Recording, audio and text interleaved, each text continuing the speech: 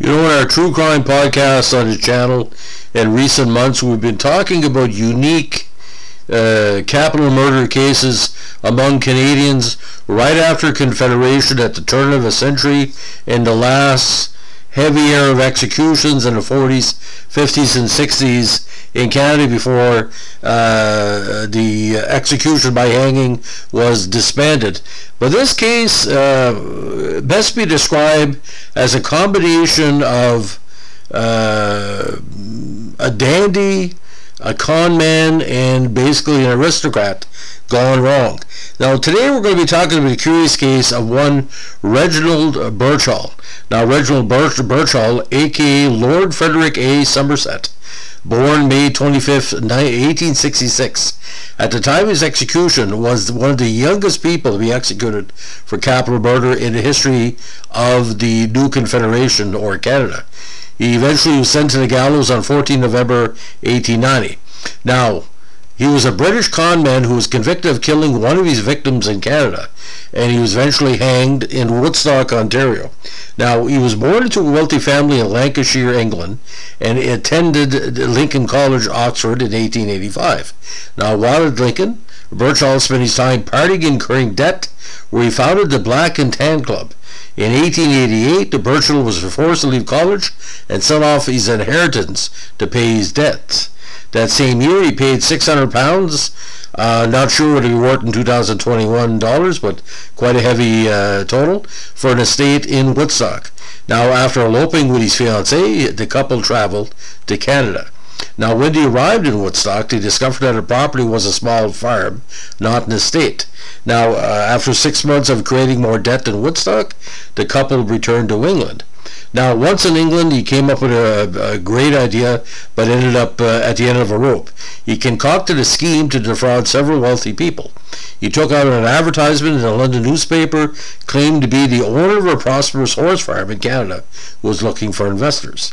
His plan was to take the money, place bets in the Derby horse race, and pay back the investors with his winnings.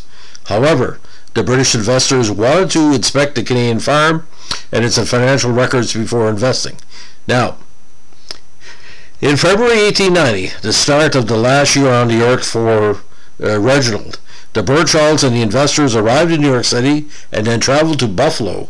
At this point, Birchall took Frederick Benwell, the son of the biggest potential investor, to Ontario to view the farm. Now, after arriving near Woodstock, Birch led Bedwell into the woods, then shot him twice in the back of the head.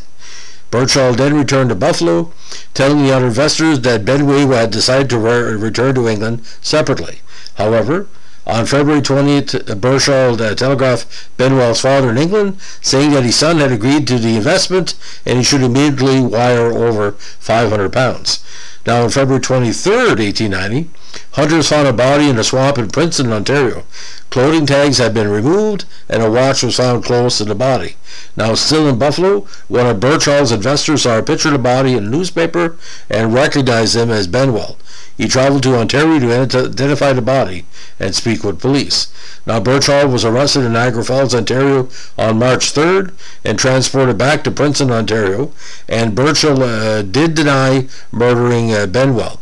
But on September 22nd, at Birchall's trial at the Woodstock Town Hall, it was noted that given both the suspect and the victim were members of the British aristocracy, there might have been some connection, and because of this, the trial garnered substantial attention.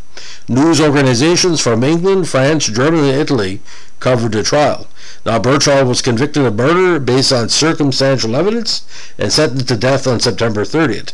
Birchall professed his innocence to the end, and he also wrote what was then a critically acclaimed long account of the affair while in prison, and this book memoir was published in an attempt to create an income for his wife after his death. Now, Birchall was hung on November 14th, 1890, some 8 to 9 months after arrival in Canada for the long con, as we say. He was eventually buried in the country yard of the Woodstock City Jail, where he still remains.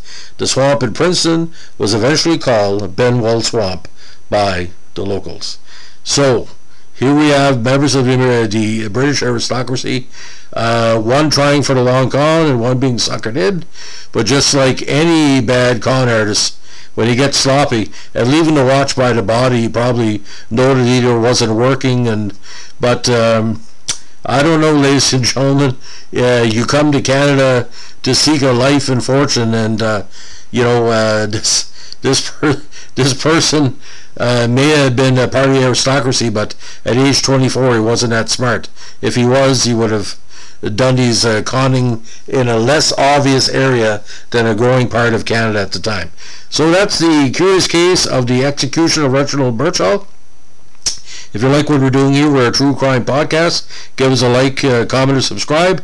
And don't forget that my archive here on the channel has numerous stories on executions across Canada. I do this as a public service, not to promote or make the cases more spectacular what they are.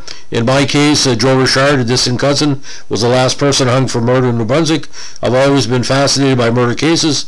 As a journalist, I have covered and investigated many on the North Shore, and as we say on the North Shore, we always have an interest in true crime, because when you come from poverty and you see crime and violence around you, like I did growing up, it always fascinates me why a person is a criminal, why they do what they do, and why the end result is so sloppy.